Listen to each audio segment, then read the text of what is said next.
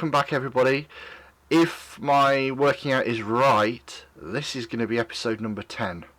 With all the stuff that's been lost before, and ignoring those and taking them out of the equation, this will be our 10th episode. We have made it to that sort of point, and some of you at home, probably watching along, will realise that there is something coming up soon, which will be very interesting for the players. You're cutting out again, Matt. Oh Sorry. dear. Let's see. Fine. Right, just another quick tech check just to make sure that there wasn't any problems. So, as I said, we've hit episode 10, which is quite impressive for us. And some of you guys know that there's some stuff coming along, but more importantly, you know, there's some things. I'm sure there's some mathematicians working away in their heads what I might be talking about right now. In either case, you have discovered or gone down for the first time into the sort of basement layer of this building. You've gone to one of the exterior islands where a apprentice Volok, who used to work for Belcora, used to do all of this sort of stuff. And you've gone to his domain. You've gone to where he did his work. You have discovered a few things while you've been here. Firstly, a small brownie that was desperate for a magnifying glass, effectively, a viewing scope, which you managed to give to him after defeating a small doll puppet. And I think it's fair to say that we had a little bit of real life bleed, a little bit of not at all. But effectively, what we will say is, or I'm going to say right now, as we try and go through all of this stuff, as we hit through into Gauntlet, its themes are a little bit horror related, or at least certainly things that are going to be uncomfortable potentially for some of the players. I mean, ghosts in general, I think most of us can kind of just pass off as being a game world thing, but with many of these sorts of adventures, we are aware that there are going to be things that might put people on edge. So, we're just going to say, just for now, I didn't know about that one. I do know about a couple of other ones for my players, and I'm aware of some of the stuff that might be showing up if they get a little bit uncomfortable. For you as the viewers, I hope you realise that, you know, Gauntlet does contain some of this sort of stuff. So apologies if anybody is a little bit freaked out by some of the images that have been popped up onto the screen, but this is the sort of the content of this adventure is leans a little bit towards the dark and certainly the mysterious in some regards. As you've come down into this lower chamber, you have found subsequently another doll, but this is incomplete. It's missing its arms, it's missing its legs, but it looks like a goblin, and it looks very similar to the corpse of the goblin that is floating in the tank to the very north of this room. I think we're going to start pretty quick on this one. I'm going to start running some music pretty much straight off the bat and get the right sort of atmosphere for this, because the players have discovered a secret door in here as well, but we left them trying to make the decision on whether or not they wanted to take the risk with this doll. Off you go, guys. My vote is no. Did you just put it out there?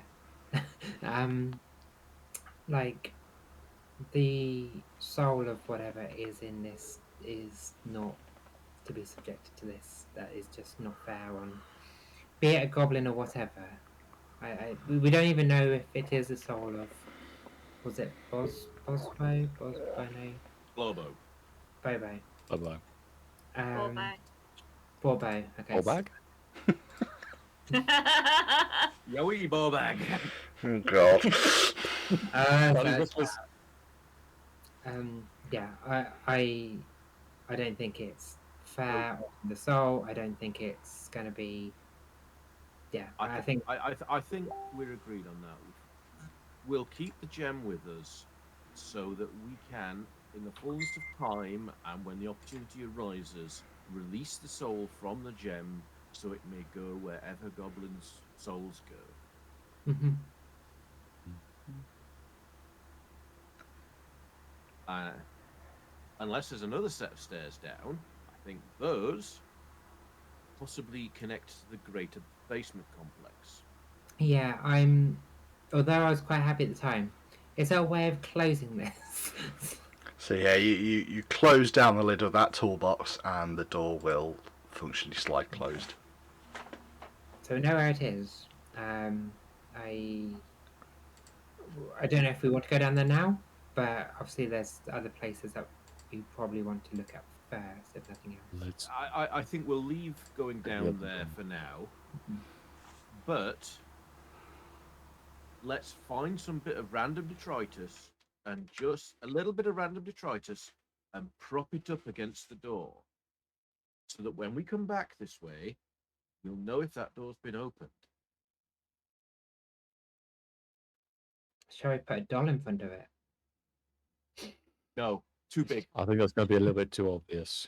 Yeah. No, you're a little bit light-fingered than most. What do you reckon is a small object that won't be noticed? Lean a couple of the tools up against it All right. because they'd just fall over. If the door opens, they'll just fall over. You can find plenty of little bits and pieces in here, even scraps of paper that you could effectively just rest up against the door that would move or be blown over if the door ever got shifted and opened up. That's certainly no problems with that, and you're more than capable of sorting that one out. Yep, I'm happy that that is something that you can easily do. So let's check the other door from the stairway and see what's what. Are we happy with checked everything in here? So we found the doll and we found this area. Did we check the other places? Oh, we've had a Other look round. alcoves? You have a good look round, and beyond what you've already found, it's mostly just tools, alchemical items, nothing really of note, and realistically not anything of use that you could take away for any financial gain. Can we discern what some of these alchemical items are or what for? Whether like Research, preserving? they're research items and potentially part of whatever preserving process has been used on the goblin body.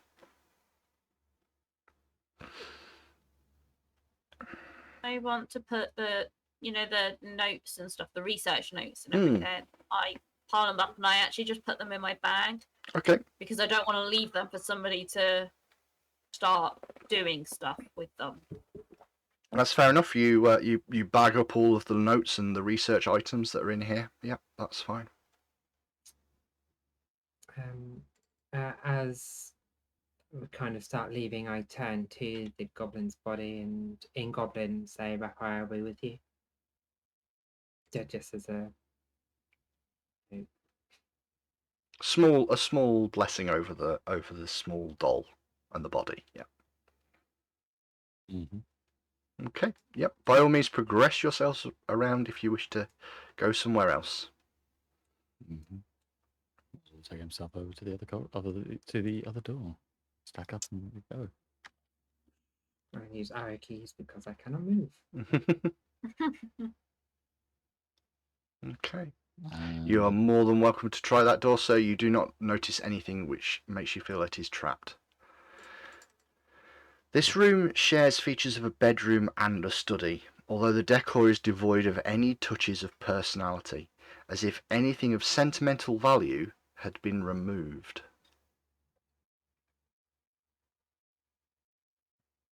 Quick assessment and then... Very quick search of the room and a little bit of time taken, and you discover a handwritten note, sort of tucked inside the table, not been removed properly when the drawer's been emptied. The scrap of paper lists a number of what you can only assume, although the titles are somewhat disturbing, what appears to be a list of books, 3 books. What the Worm Knows, Grave Feasts, and Secrets of the Skull. Along with that, there is a handwritten note at the bottom. Transcriptions will take months, but I'll try to have these books back to you as soon as possible, my love. Is that in the same handwriting as Mhm. the The artist at work sign. Yes. Well, the extra scrawl at the side, maybe the hands match a little bit, but not the plaques. The plaques are much more official. Can I say who it's addressed to and from? No. So what the name of the books again? The names of the books are What the Worm Knows, Grave Feasts, and Secrets of the Skull. Is that Worm WORM or WURM? WORM. So it could just be a gardening book. Yeah, sure. It's a gardening book. Grave Feasts is Lost Fury.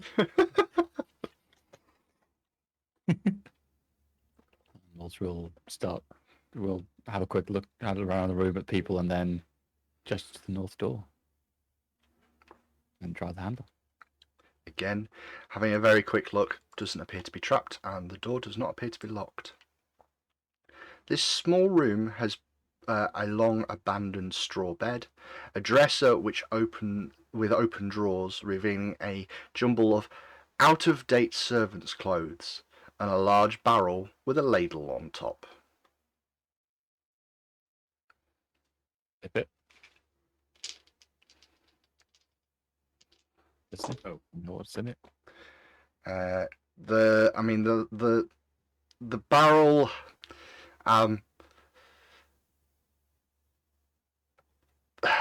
barrel smells foul. And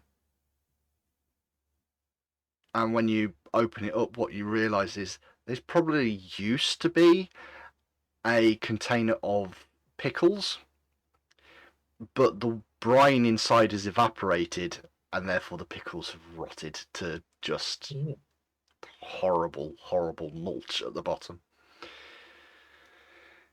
You do, however, have another sort of skirt around and have a look around the room, and the keen eyes of Neffy, when Neffy gets in there, spot a number of things of import, because there is a loose brick at the back of the chamber that Neffy is able to move away. Inside appears to be a small stash of treasures. A single shard of jade, probably worth about 15 gold.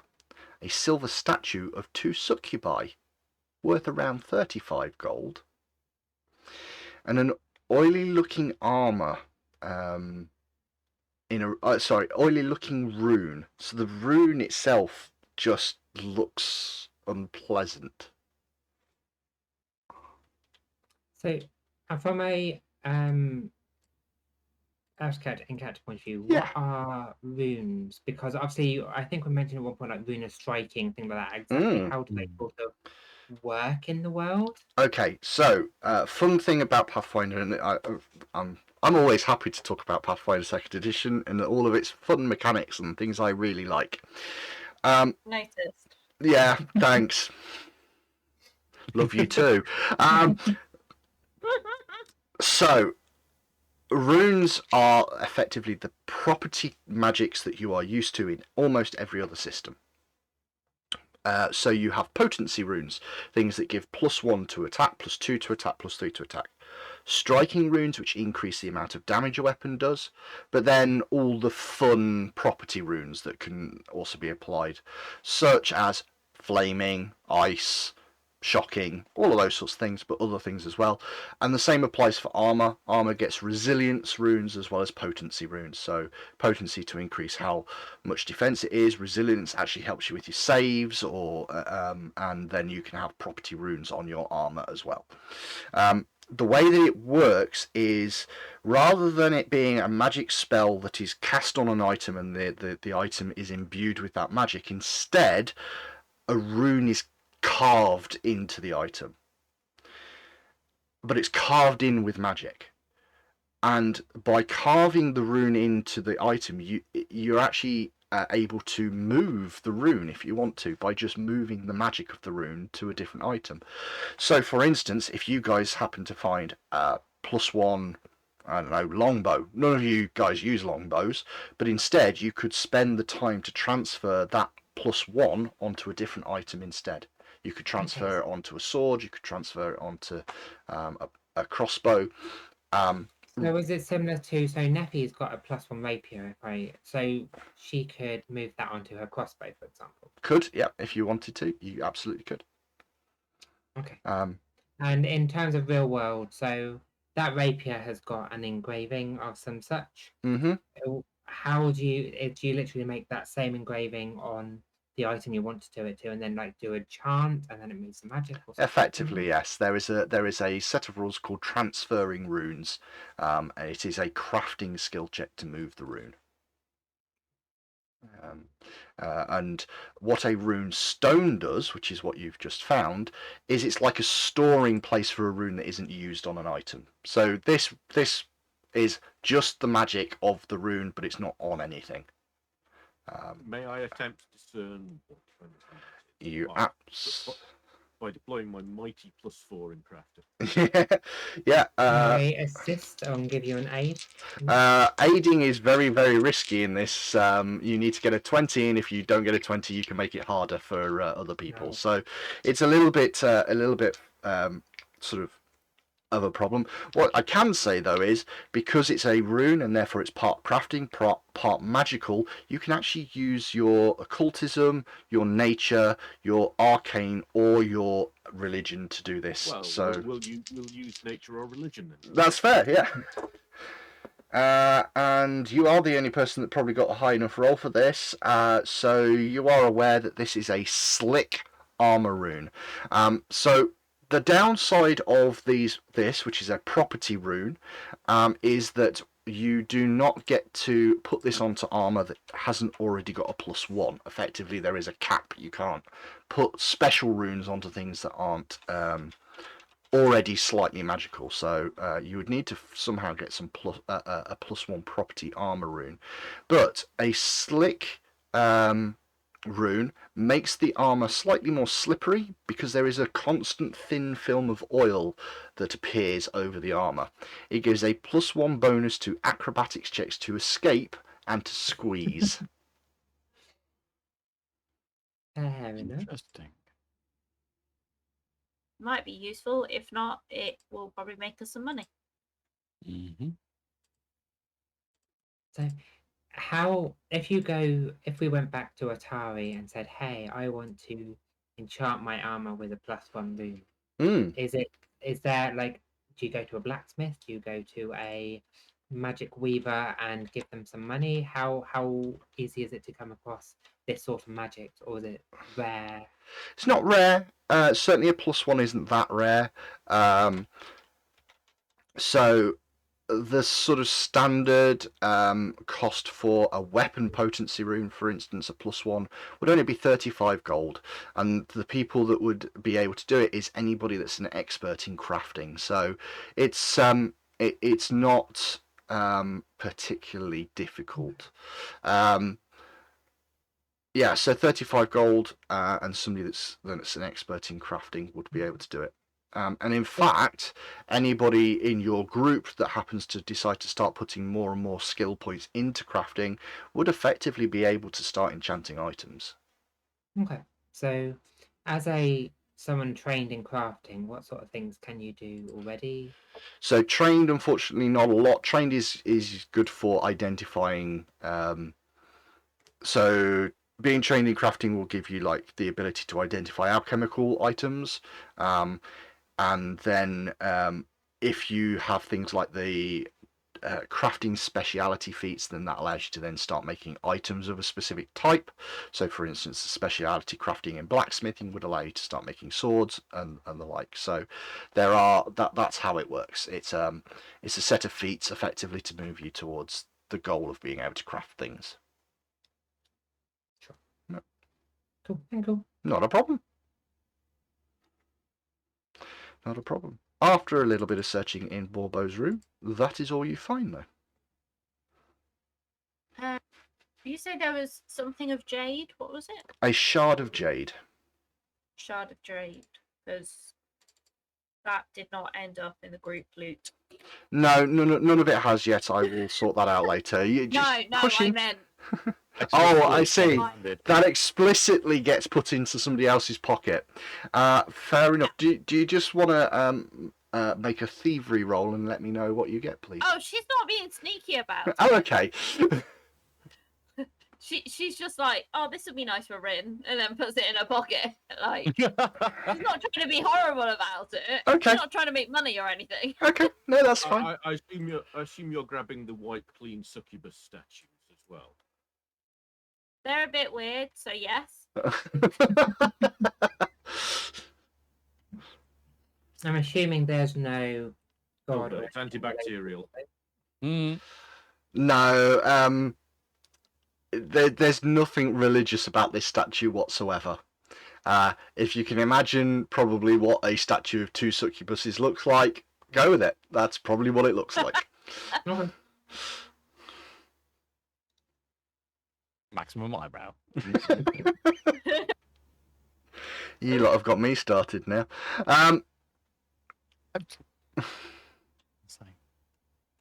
But yeah. Mods rule. Well, once we've all milled around the place long enough, and we're still not finding stuff beyond what we found, Mods will just point down to the end of the room and give a nod of the head.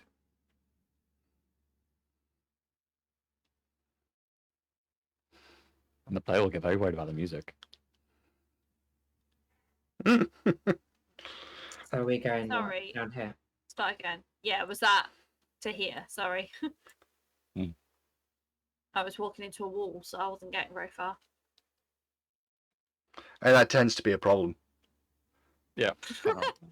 I mean, something intelligent. So, Anka moves herself to the door. I will say... There's a big gap between me and everyone. I know, everybody's backing off a little bit all of a sudden just because I changed the music. You check over the door, you cannot see anything which would imply that there is a trap. And it does not appear to be locked. How do Neppy's trick? Fucking just boom, there we go. A large metal table fitted with leather straps and iron bands sits in the centre of this room. A strange contraption that seems to be part spyglass and part mechanical drill sits near the head of the table. A sparkling black gemstone glitters in a metal framework built into this machine's side. On top of the table, a large, what appears to be slab of white meat, rotten almost in places, rests upon the top. Lovely. Ew. Yeah. Let's get in. Okay. Let's chat. I will suggest that as soon as Moz and Phelan stepped in, I know. Can I have everybody just move back to where you were? Come For on, record, Moz back was it on up a search. little. Back it up a little. Well, What? Well. Spaghetti-o. So, let's get just Anka back up at one spot, I think, potentially. Yep. Okay, up to there and there. Right. Moz, as you step in, you're kind of keeping an eye on this thing that's on the table.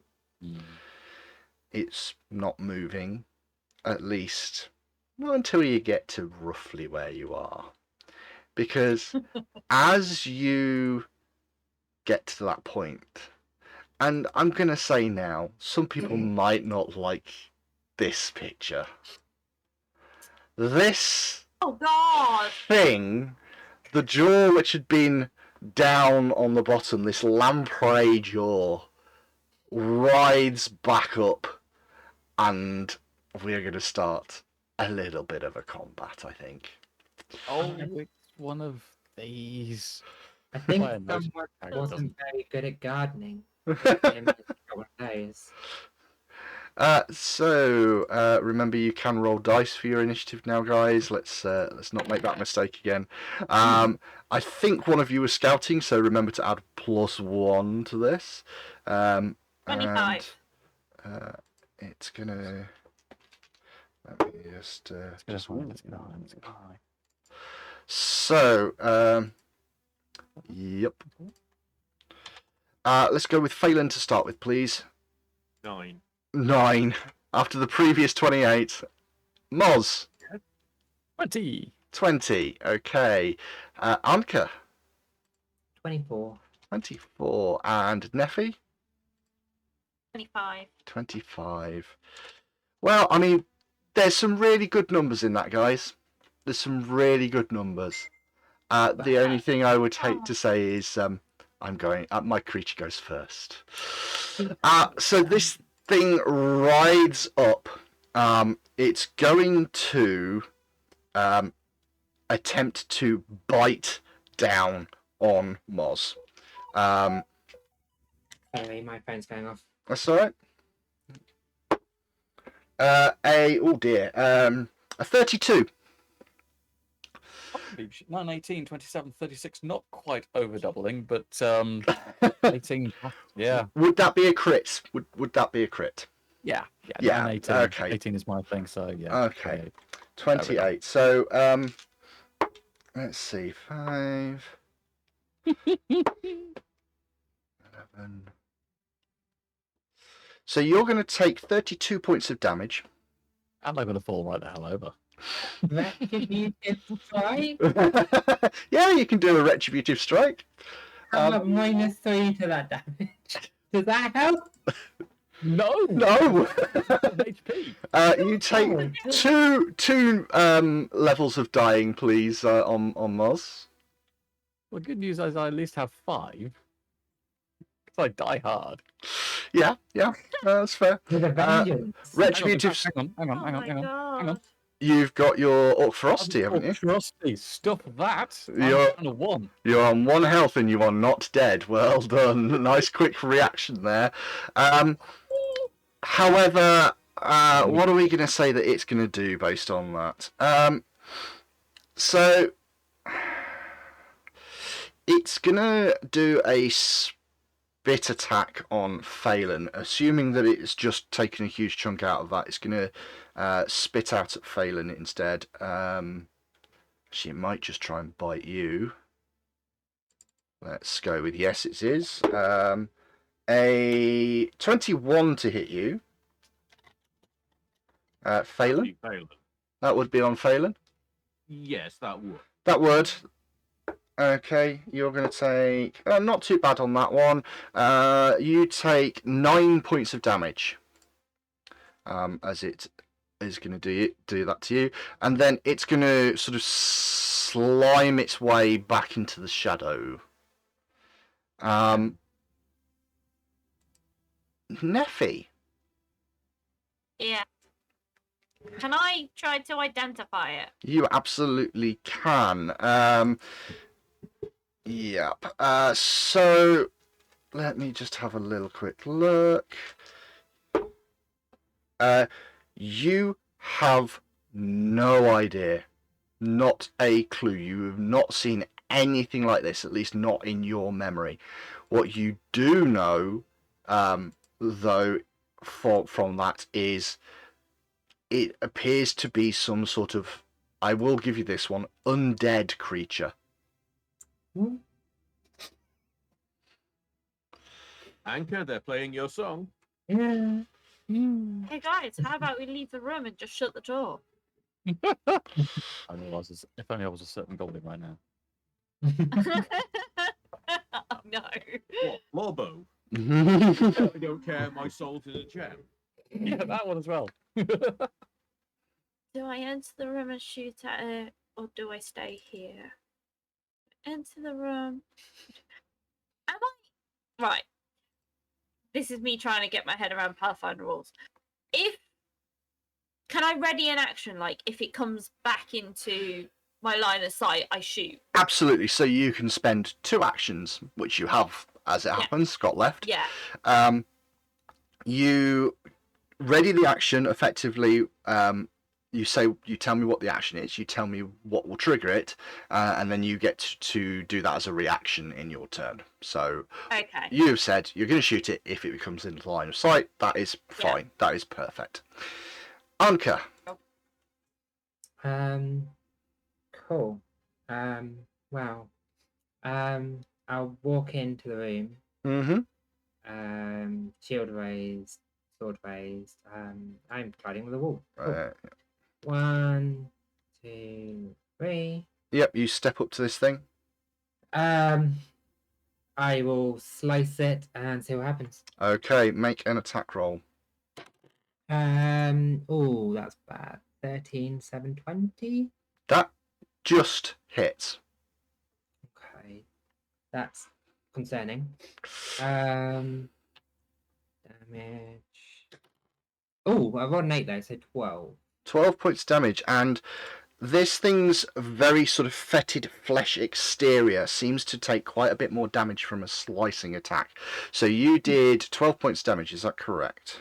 Yes. Okay, you have a feeling that took a little bit more out of it than you originally thought. It just seemed to be very easy to get through. Okay. So it was still as difficult to hit, but once I did hit it, it took more. Yeah. Okay. I still don't think I want to risk hitting it again, though, considering what it did to Moswin. So I'm going to raise my shield and pass my turn. Okie dokie. Moz, it is your turn. You will be reeling more than a little bit from that one.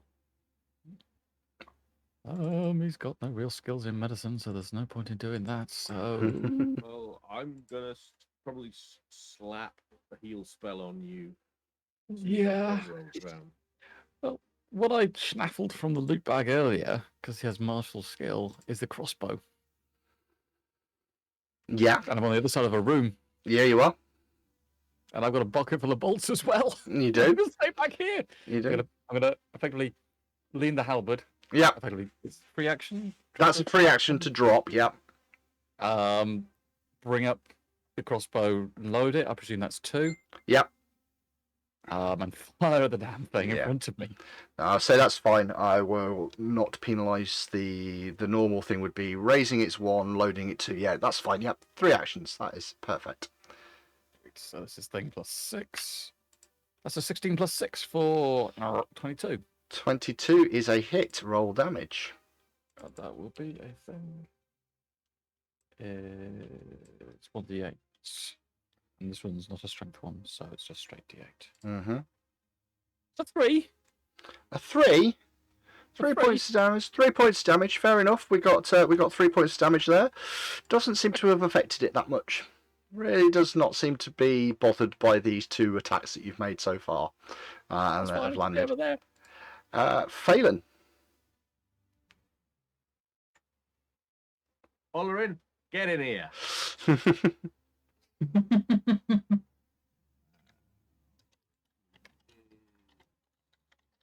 Something. 25 feet. 1, 2, 3, 4, 5. Yep.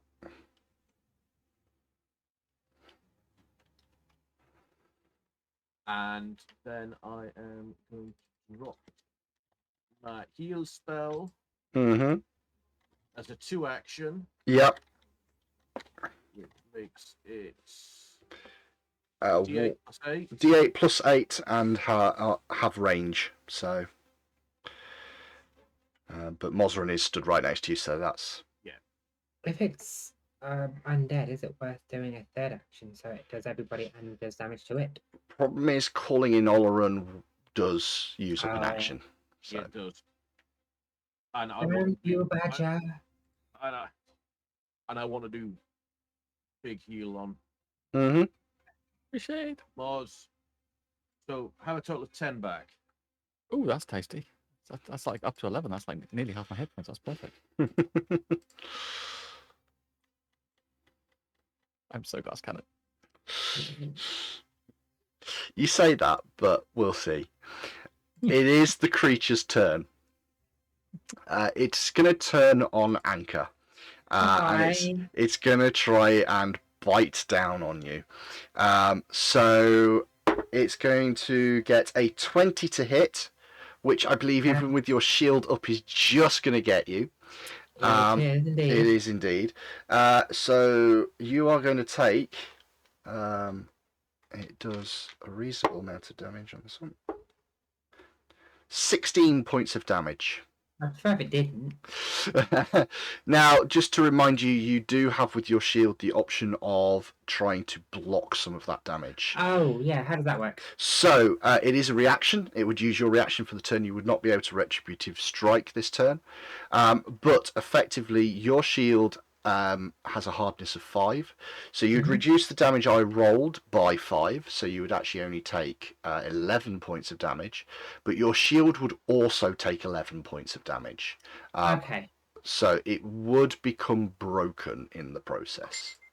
But it's got 20 hit points. Correct. Half is where it becomes broken, and that just once you've got it down to that break point, it doesn't quite give you as much protection as it would normally. Sure. Okay. So does that mean if it's broken, I can't use it? Or You can raise it, but I believe it's going to. If I recall correctly, it stops it giving you the armor class increase.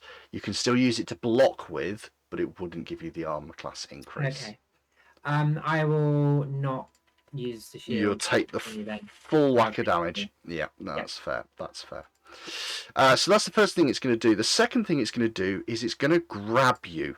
Now, effectively, because of the bite, it can do that for free without having to make an attempt. Let me just check grabbing. I think it's. I'm actually going to just quickly pause. Actually, while So, yep, having just checked this, with the grab on its bite, that is automatic, so it just kind of wraps around and bites onto you. And then it is going to try and drain your blood. Yes, indeedy. This is it's just sort of latched onto you with its jaw. You are going to take, and it is automatic on this one, although apparently I'm rolling terribly, you are going to take 9 more points of damage. That puts me at -3. Okay, so you are now on a dying 1 condition. So you're on 0 hit points and dying 1. And it seems to heal. What I would say is it does drop you, though, after it's done that.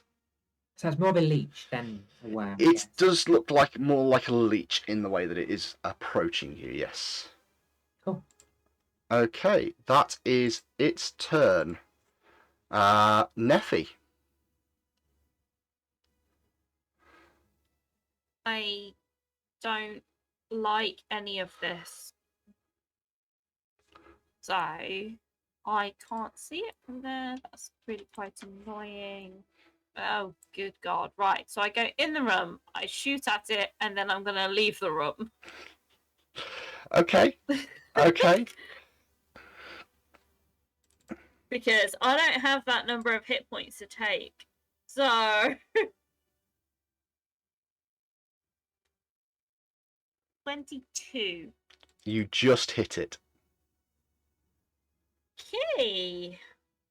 Roll damage. 3 damage. Okey-dokey. 3 damage. Yeah, it just doesn't seem to be caring at all. Yeah. Moz.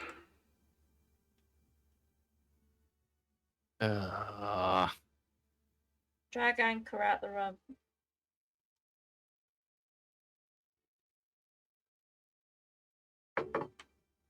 Yeah, that's kind of where I'm at.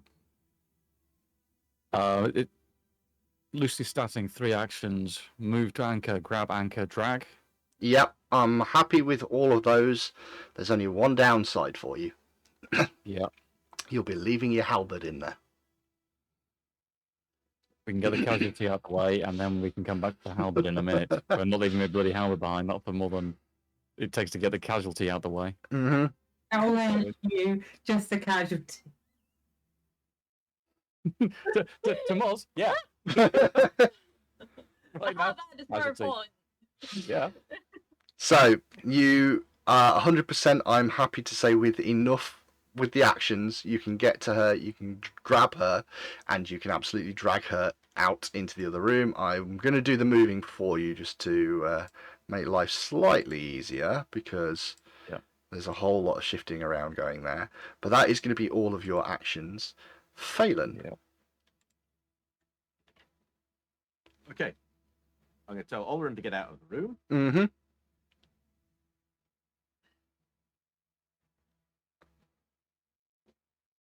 I'm going to grab Moss's halberd, Yep. and I'm going Yeah. to get outie. I'm happy to say that because you've only got a step to take, that you can close the door as well. Technically, that is another action, but I'm going to give it to you, especially seeing as you went and saved the halberd in the process.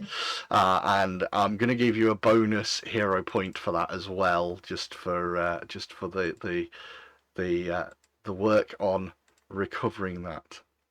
Mm-hmm. You listen for a while, and you are fairly confident that whatever that thing is, it doesn't know how to open doors. It seems to be stuck in that chamber. Defeated by the door. Let's get some first aid done on Anchor. Okay. Anchor, can you, just because of this, I would like you to roll a d20. You need to get 11 or higher. I rolled exactly 11. Okay. Because of the position you are in, you are no longer dying. You come awake with 1 hit point. You are, however, wounded. You effectively saved the death check, so you woke up because you were only on dying 1. But yes, you are all battered and bruised. Sure. All. I think we've just proven that this place is going to get nasty fast. Yep. We kind of know what's going on down here. Was there anything in those research notes that tells us anything about what that creature was? If it was necromantic? No. Whatever this thing is, he doesn't talk about it. Does anyone recall out of the books that we saw, was anyone called the worm, what the worm knows? One of the books was called What the Worm Knows, yeah. Did we find that book though? No. Oh, okay. And no notes on it, just that little note with the 3 written down. Correct. As we're taking a minute to breathe, can I do any kind of recall knowledge check now that there's like a moment's pause and we're figuring out what action's next? What, on that creature? Yeah. Yes. So I will roll for all of you. We shall see if anybody knows what that thing is.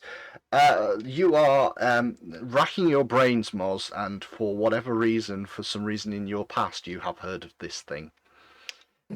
That creature is a blood siphon. It is an undead creation. It's functionally pretty nasty. Immune to disease, paralysis, poison, being made unconscious. It can swim.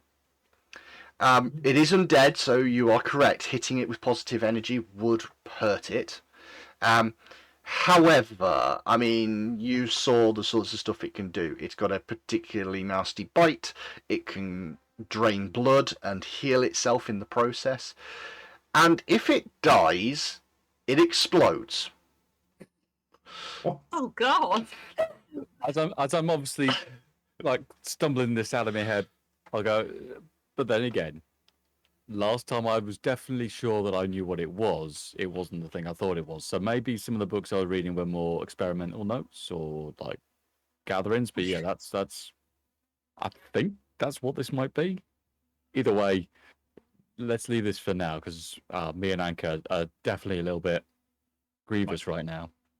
Well, let's take a few minutes. Well, let's take 20 minutes or so, and let me start trying to patch people up. Okay, we'll do that. I think we'll do that off recording. So we've done a little bit of off-air healing, and you can see that people are looking a little bit healthier. For the most part, we had some very good rolls from Phelan, apart from when he was trying to sort himself out. So you guys are in a position here. You know what's on the other side of this door. You know, roughly speaking, what it can do to you guys. And it can bloody well stay there. Right, until we get some pitch and some oil and some torches and just roll it through the Yeah. door. So, what is your plan? Well, I think we're pretty much done for this floor. Let's head back up. Yeah, like we've got the doors going down, we've got this room, and there's a door behind that Yeah. somewhere. Mm-hmm. But right now, do we want to, I don't know, do we want to start preparing going back home? I would be inclined to say, yeah. Yeah, so there's two things. We can go back to Atari, or we can deal with, the bridge with the statue, or there was somebody on the Well, on the at bridge. least I think we should at least go over there and have a look. At best take a look, because worst case scenario, was it Atari or was it the other one? Thingy's going to get toasty if this gauntlet lights up and starts spewing ghosts at blood. people. Yeah, that car needs to We get definitely- away. Yeah, so I would say let's have a look at the statue, see what's statue. What, we- are we, This are is we the on a Standing track? skeleton guy in front of the garage. Suit and armor, that was it. Mm. Yeah. Okay. We certainly can't deal with slobber chops in there. No. But also, I don't think we Don't want to to. waste too much time going back and forth between here and Atari if there's something else we can achieve now. Mm. I mean, if it turns out that the skeleton thing's too much to handle, then yeah, we'll off skip and come back another day. We might as well leave a parting gift before we disappear if we can deal with it. Okay. Yeah.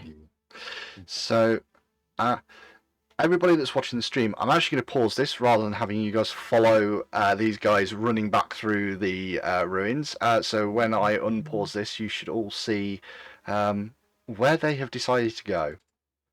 So, as you can see, we've done the long run.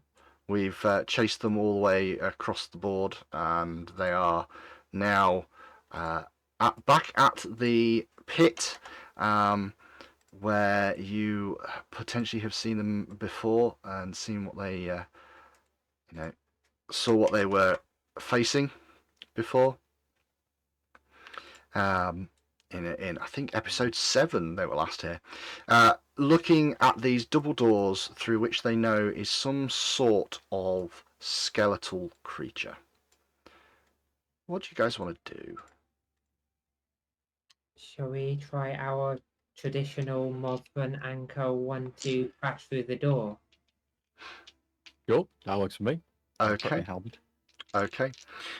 So you are fairly confident this is a double doors again, but having a look at it, the inside of this door would be where it could have a barrier bar put across it. There's no bar there, so this looks like it's fine and you'll be able to open it, no problems whatsoever.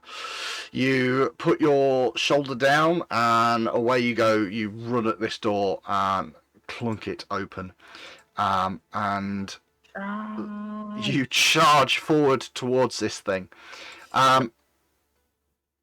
A 15-foot walkway spans a narrow stretch of swamp water connecting the ruined keep to a large stone outbuilding. Double doors block each end of the walkway. Standing before the east door is a 7-foot tall skeleton dressed in armor made of gnarled roots, bones, and rusted metal. The skeleton, the skeleton clenches a morning star in one weathered hand, with the weapon's heavy spiked tip resting on the walkway at the skeleton's feet. You bash down these doors, you go charging up to it, and this thing just stands there. I'm still going to It's stab it in the not kidneys. Okay, I'm getting it. You rush up, you smash in with the halberd, and it just kind of and leans slightly to one side. I'm gonna hit it again. You I'm gonna knock it clean off the wall plate. I did not trust this thing. you smash this thing off, and over time it just sort of bends down. Been taunting you for hours. Hours. Yeah, this thing. I mean, in the end, you don't manage to really knock it off. It kind of ends up just slumped against the wall, but there's nothing there. There's no creature. It isn't alive. It's just propped up with this morning star. Now that you're a bit closer, you realise that they've been using wooden struts and various other bits and pieces to keep this thing stood like a mannequin. But the morning star itself looks shiny and new. Oh, Immediately, I start Magic investigating. object. Yeah. You all sort of have a look over this thing, Yes. I would assume. And Moz and Anka, you check this thing, and immediately you can see that there is an engraving on the morning star. It is a potency rune. This is a +1 morning star. So yeah. so as a newbie crafter with just trained, Yeah. are you still able to learn how to transfer that onto a halberd or a longsword or something else? So I will check that slightly out of session. The reason why I say is the one thing I do know is it takes 2 days, so it is not a short process. You are not able to just do it stood here right at this point in time, so it would be something that we need to consider potentially happening in the future. I think, but the one thing I can't confirm is if a trained person can do it or if you have to be expert. So let me just check that out at some point. But your standard morning star is going to be a, he says, looking very quickly, a 1d6 bludgeoning weapon. So this will be a +1 to attack with 1d6 damage. Should you desire to use it. Gotta keep a hold of that one. If it's a one-hander, you've got a board to use it with. Well, Keep hold for now. Well, I didn't know. I wouldn't want to use it because it goes against. The reason I use this sword is because it is connected to Ragthael. I would not want to use another weapon. I can appreciate that. In that case, then Moz will just sling it on his belt, loop it on his belt, but out of the way.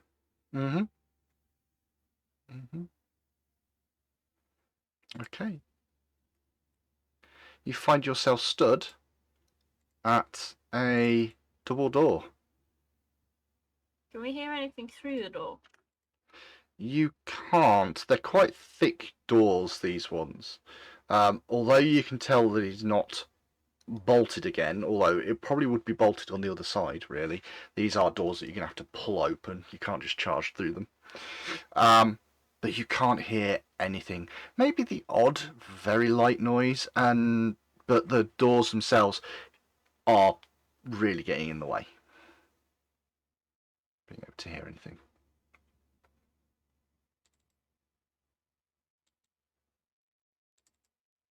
So pull and go. Yep. Have the halberd. Okay. I'll shield through. Getting ready just in case. Okay. It seems to be my standard thing at this point.